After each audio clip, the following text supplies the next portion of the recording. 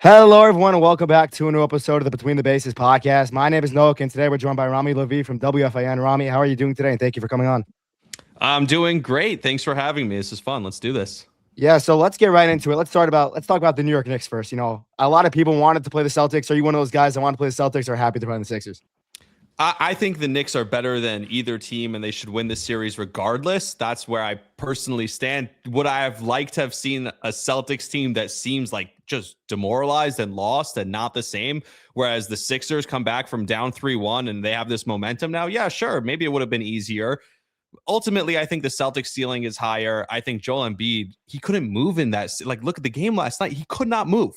There was one possession late in the game where the Celtics got 3 offensive rebounds by just walking around him on the same possession because he couldn't move. So I think ultimately over the course of a long series, he's going to wear down. What scares me more is Tyrese Maxey. So I've been saying this. A lot of people think Mitchell Robinson is going to be huge in this series for defending Joel Embiid. I think he's going to be huge in this series as rim protection for Tyrese Maxey, because who's staying in front of Tyrese Maxey? It might be Deuce McBride. It might be Jose Alvarado if he gets minutes in this series. And by the way, Alvarado, he's a good defender. He cheats off of shooters so much to get his deflections that he ends up leaving open shooters in the corners and on the wings. It drives me insane. Marcus Smart did this for years, and people will talk about what a great defender he is, but then he'd cheat off of shooters and leave wide open shooters. And it's like, oh my God, yeah, we get it. The deflections and the steals are nice, but the trade-off is having a wide open guy in the corner. Like, it's not worth it sometimes. So I'm happy with whatever the matchup is. I think, the Pistons were obviously going to beat Orlando. Orlando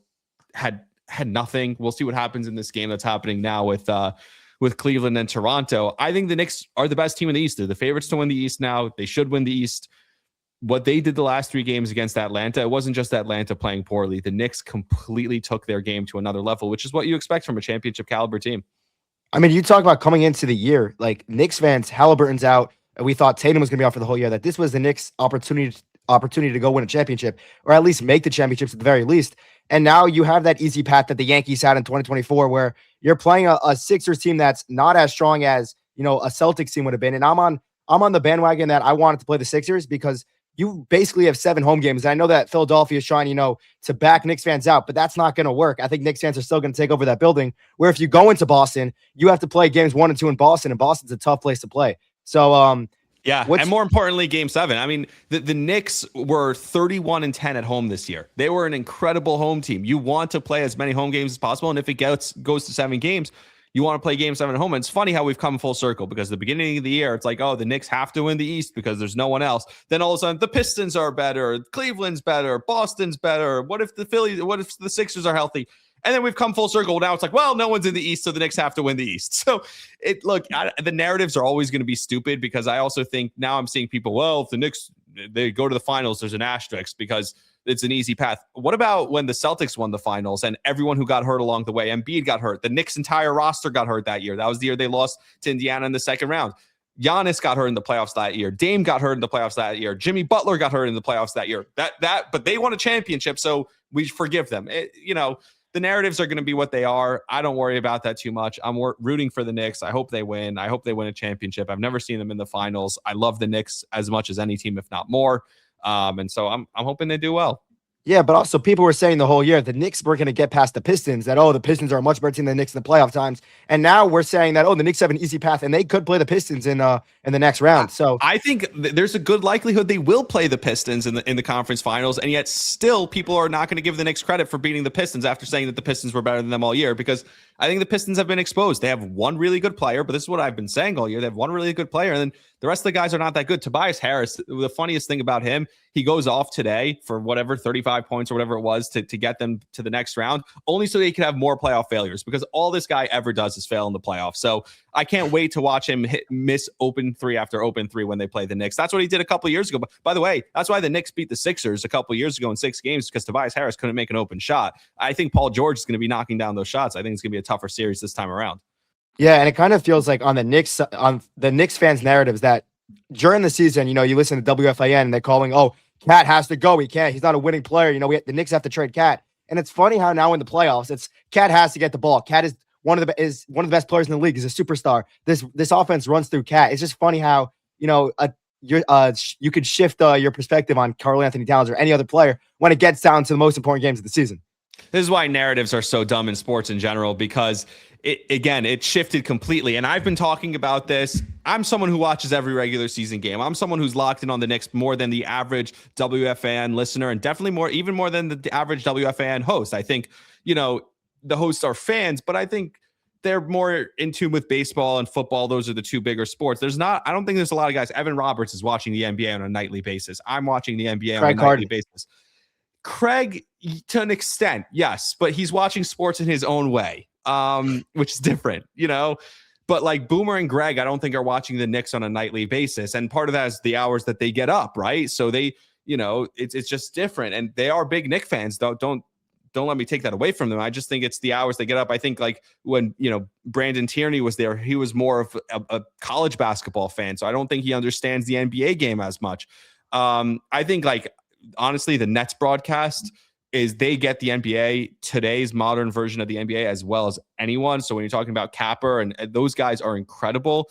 When you talk to Tim Capstraw, to me, that's the person who works there, who has the strongest NBA mind, in my opinion, strongest basketball mind. But if you watch the Knicks since, I think going back to the date was like January 20th or something like that, they've been the number 2 defense in the league since that point. They've been the best defense in the Eastern Conference since that point. Karl Anthony Towns has been playing great defense. And not only that, but he's been playing just with a cool head, not having the dumb fouls, staying in the game. His defense has been a huge plus. The Knicks were able to win that series by putting Jalen Brunson, just shoving him in the corner on Dyson Daniels, because Karl Anthony Towns was so engaged defensively and playing without fouling that he was able to play defense. They were able to rely on his defense, and they didn't have to worry about Jalen having to hide 2 people on defense. So that's a huge plus. So people are coming around on Karl Anthony Towns now because they're seeing what he's been able to do. And of course, the Hawks were a good matchup for him. I don't think the Sixers are as good of a matchup. If I were the Sixers, what I'm going to guess they're going to do, they're probably going to put Embiid on Josh Hart, and they're going to put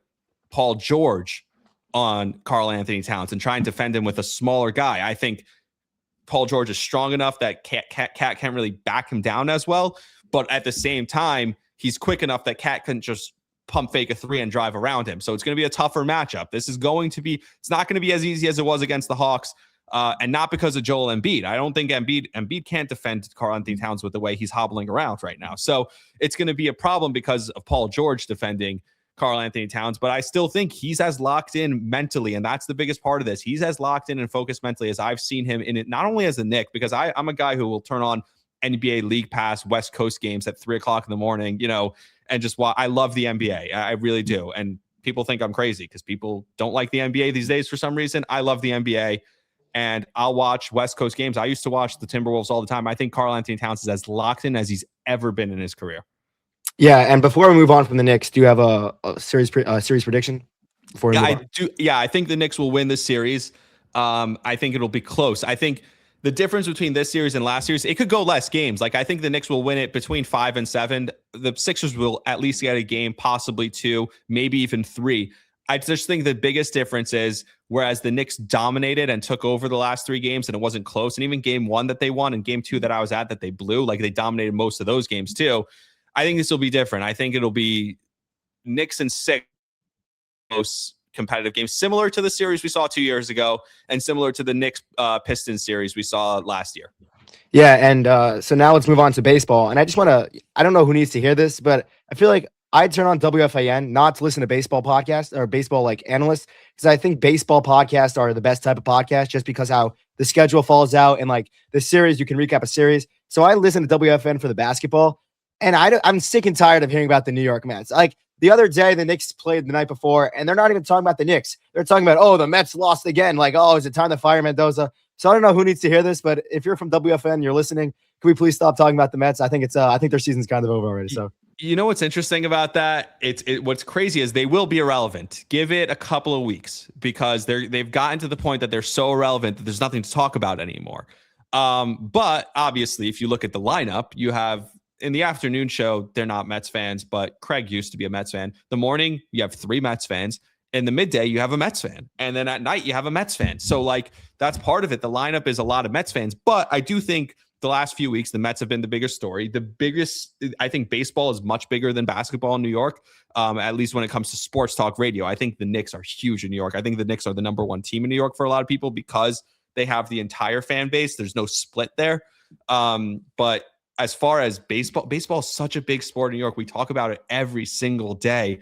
And they are so into it. And I'll tell you, just this morning, I was working with Mark Malusis, and he opened with the Knicks, and we got some calls. And trust me, basing what people want to hear based off callers is not the right way to go about it, because callers is 1% of the audience, if that, maybe 2% of the audience. So it's a really low percentage of people listening who actually call in. But when he switched to the Mets after talking Knicks for about 2 hours, the calls came flooding in nonstop to talk about that. People just want to talk about this team and the misery that is the New York Mets. So look, I get it. I think that misery plays.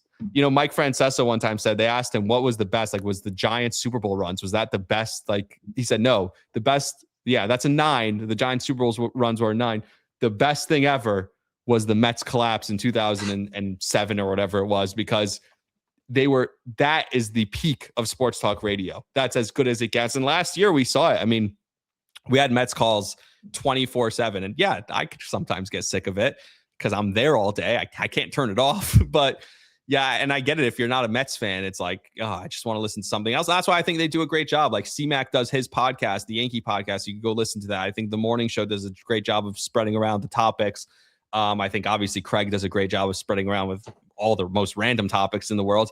And Evan's very fair. He's always been a fair fan. And if you really want to hear the breakdown of the Mets, I like listening to his Mets podcast better than I like listening to his Mets talk on the radio, because to me, Evan's Mets podcast is going deeper and getting more in depth and actually having conversations. Whereas on the radio, he's touching broader pictures. He's touching broader topics that would apply to the more casual fan who's not intentionally going and listening to a Mets podcast. So to me, I think his Mets podcast is as good as anything. And I listen just to be aware, for me, after a series, I'm going to listen to his Mets podcast so that I could be locked in on what's going on, because I have to work. I have to do the job, and it helps me do my job listening to Evan's Mets podcast. He's that good.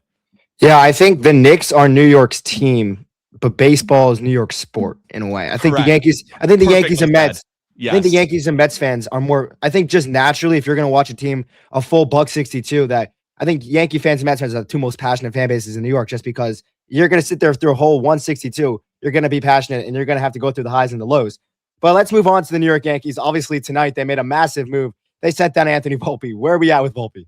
I'm shocked. I'm shocked that the Yankees did this. I just put out on TikTok and Instagram the same thing on Twitter.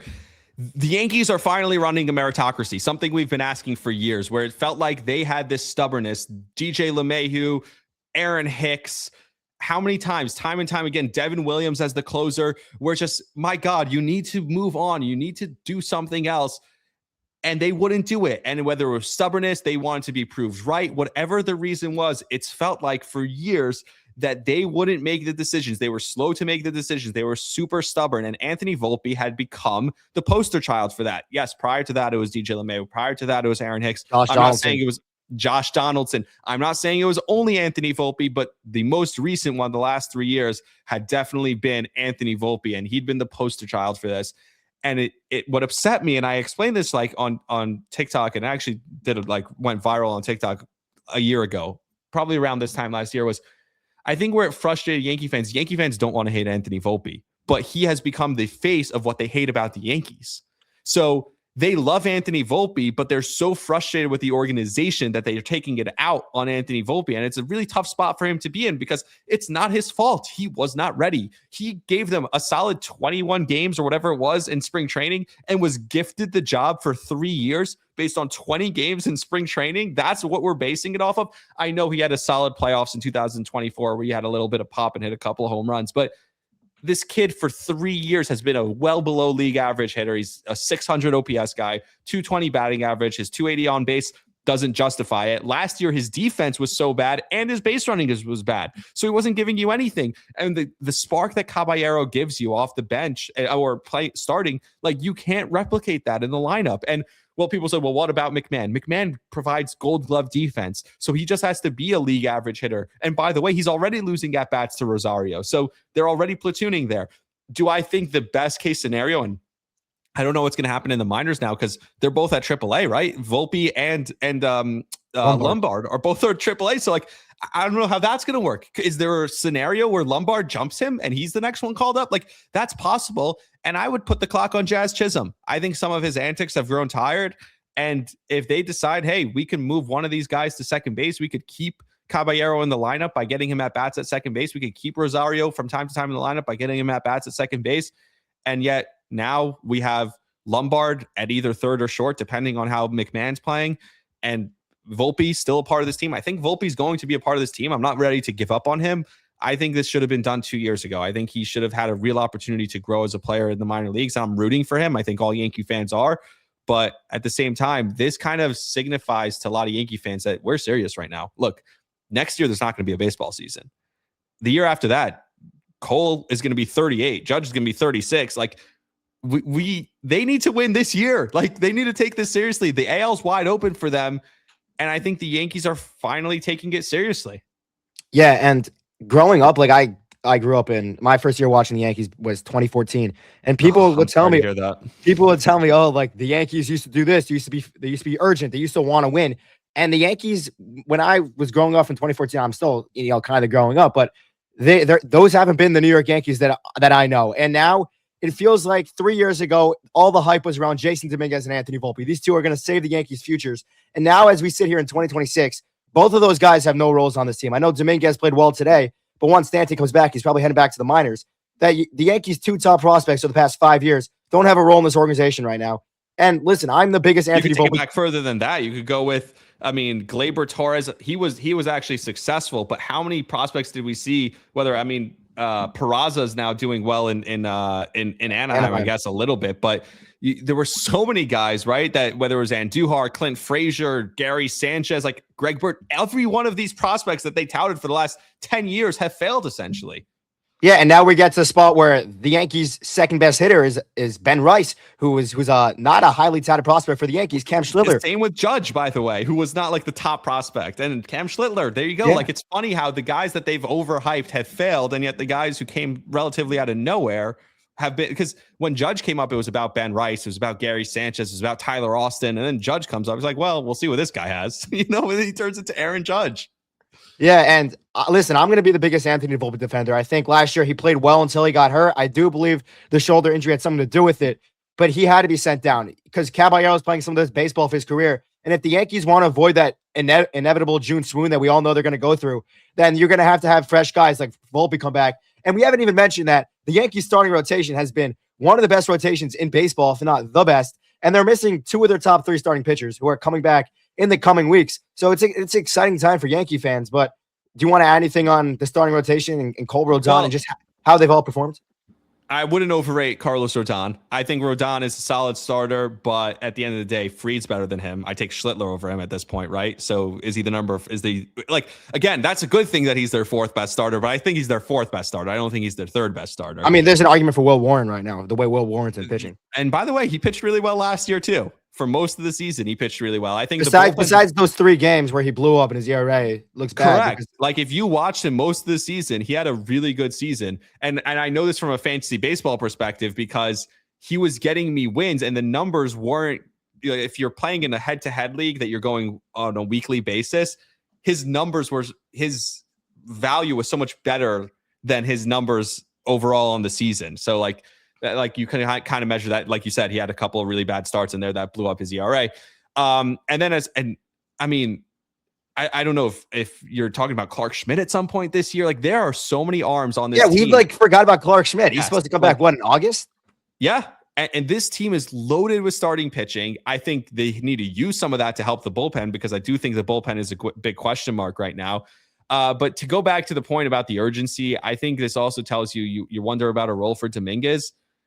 I don't think anyone's safe. You think Trent Grisham's daily job in center field is safe? I don't think it's safe. I think they're going to use this opportunity to slide Bellinger over and let Dominguez play a little bit. He got 2 hits from the right side. When has he ever done that? Like, the guy's finally hitting. I think you need to let it ride a little bit. I think the Yankees honestly have this sense of urgency that we haven't seen.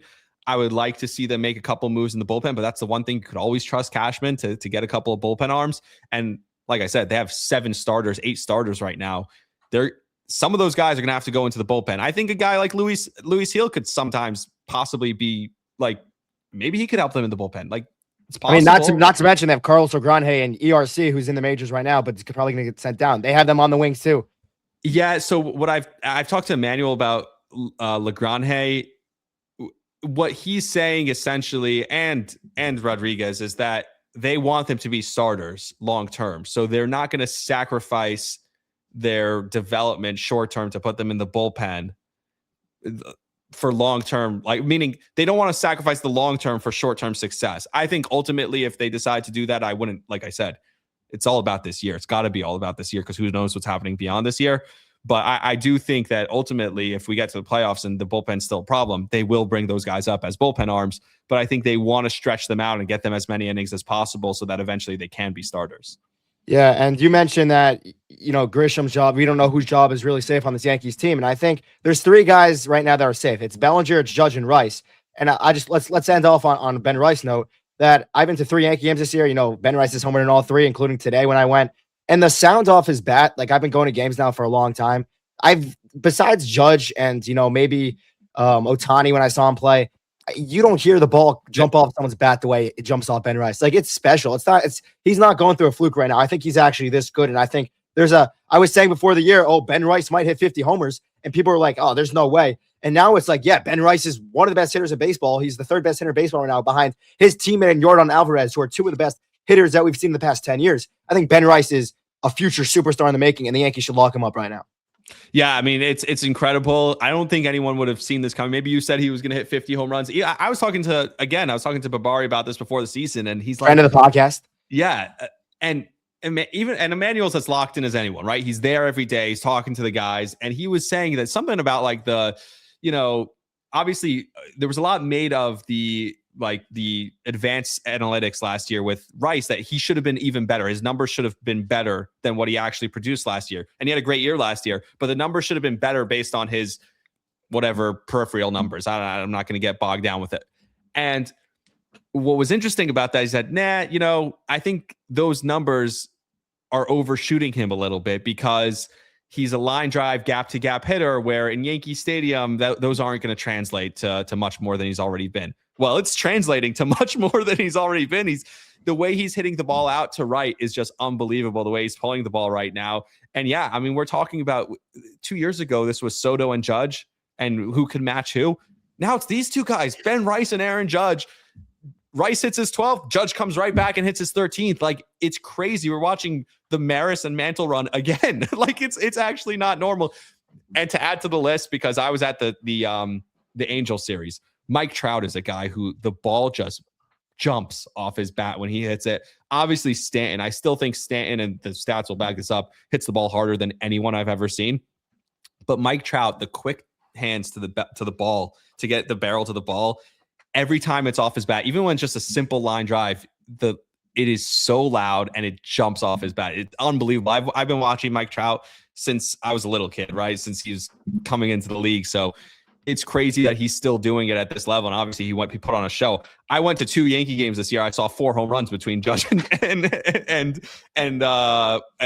Mike Trout, which is crazy, and 2 walk-offs. So that was pretty fun for me.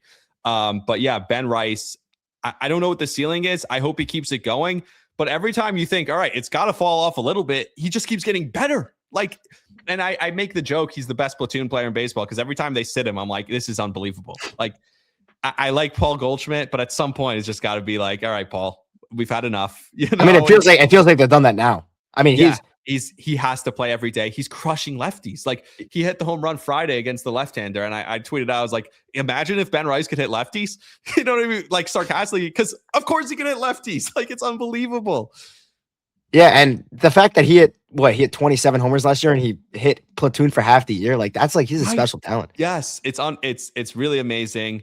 I hope this hand contusion. He was all smiles after the game and the post game. He seemed to think everything was fine, so I hope that's the case. He said it was just a bruise, and it stung a little bit, so he came out of the game. I'm surprised he came out of the game, honestly. If that's how he felt, like he stayed in to hit, he gets a hit, he gets on base, right? And then he runs a bit. I'm a little bit surprised that he came out. But I'm hoping that it's something minor. Even if he gets the day off tomorrow against Baltimore, he'll be back Tuesday, hopefully. I mean, that's another thing about Ben Rice. I love Judge. I think Judge is one of the greatest hitters of all time, but he has no personality. Like, but Ben Rice, like, he's smiling everywhere. Like when he looks like a little kid playing baseball and having fun. Yeah, he's fun to root for. Definitely there's part of that. And it's funny, like for years it was like Derek Jeter had no personality, but that's the trade-off. Like we started the podcast talking about the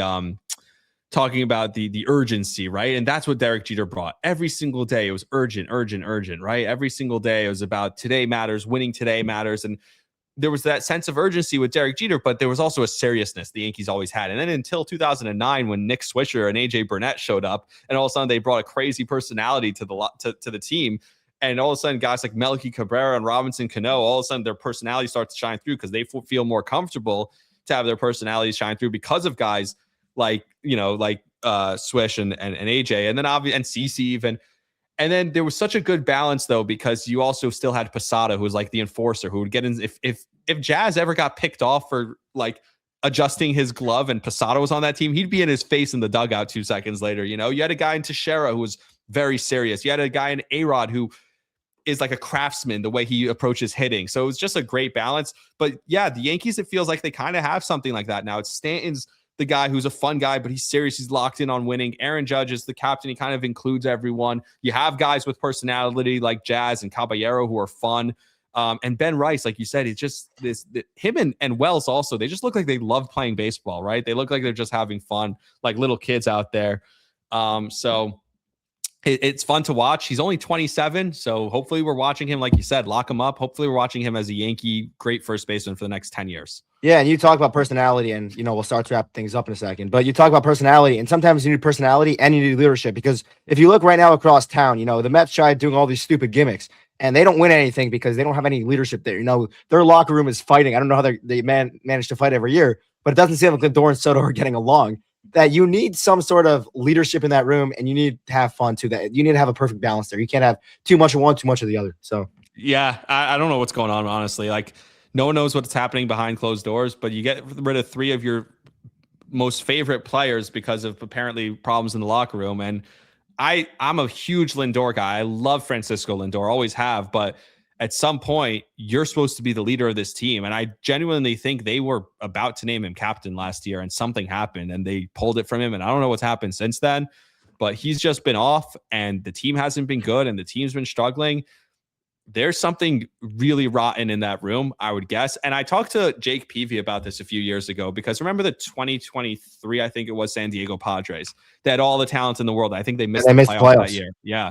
And I was talking to Jake Peavy, former Padre. He said he was out there he threw out the first pitch or something. And he said they don't play as a team. And I said, it's baseball. It's the most individual sport. Like, I know it's a team sport, but it's individual, right? You don't think of baseball as how is it a team sport, right? Like, how do you think of chemistry helping you, right? It doesn't. At the end of the day, you're alone in the batter's box. The pitcher's alone on the mound. When a play comes to you in the field, that's your play, right? Like, it's a very individual team sport. And Jake Peavy said, no, it's actually not. Like, when there's camaraderie, you approach your bat from a team perspective. You're thinking about the next guy. You're not trying to get your stats. You're not trying to get yours. You're trying to see a couple more pitches. You're trying to have the next guy. If you don't get it done, I don't need to get the big hit here. I could lay down and bunt. I could walk. I could just see a couple pitches. Even if I get out, it'll help the next guy, his at bat. There's talking in the dugout. They had that when they had JD Martinez. The Mets really had that year. And something since then has happened that they don't have that leadership anymore. When he came up, if you look at that 2024 season, a lot of people talk about, Grimace, Hakuo, whatever you want to talk about. But when JD Martinez came up, you remember he started the year down. He needed extra time because he was late to spring training. And people were like, why does he need extra time? And when he came up, the team, that's when they really turned it around. He started having the daily offense meetings and how they were going to approach a starting pitcher as a team. They were going to work together to attack a starting pitcher. That's something that again, PV said those Padres weren't doing. And what's the common denominator with those two teams? Juan Soto. I mean, the 23 Padres, the 25, 26 Mets. 24 Yankees. Well, that's different. You had Judge. You had, because he wasn't the number one. Yeah, I've always said correct. That he can't be the number one on that team. He did his own thing, and that was fine. Where's Lindor being what Aaron Judge was in 2024? Yeah. No, and I was reading the New York Post this morning, and they were like, "Oh, the Mets should consider trading Soto at the deadline." I'm like, "What are we doing? Like, That's crazy. second year in a 50-year contract, and you're saying let's trade Juan Soto? Like, I'm sure the Dodgers will pick up the contract. I mean, I don't even think I would take him back in a second. He You was would? so much fun as a Yankee. Oh, even yeah, even even what 100%. even for what the price tag would be.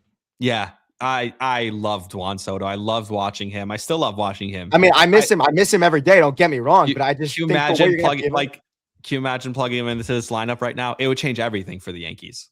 do you Like do you I give him- sti- like do you give people him talk number about 22? the emergence of Ben Rice and all that stuff. Yeah, I don't care. Like Juan Soto was so special. Like they could have had Soto, Ben Rice, and Aaron Judge. Like there's no reason why they couldn't have had all three of those guys. Yeah, maybe they wouldn't have Bellinger right now, but like he is as special as it gets. I wouldn't trade Ben Rice. Like that's the one he would definitely Would you trade Schlittler?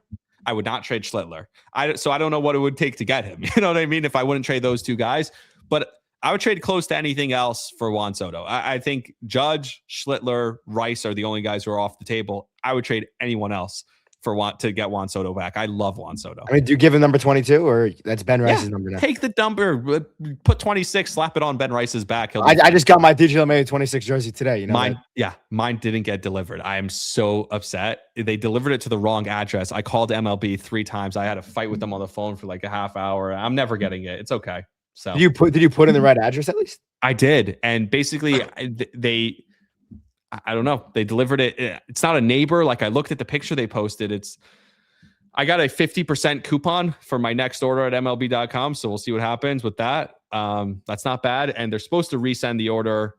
And they said the 6th, they're going to resend the order. So hopefully we'll take care of that then. All right, Rami, my voice is starting to give out after a long day at Yankee Stadium. So thank you for coming on. Everyone remember to like and subscribe, and we'll see you later. Yeah, of course.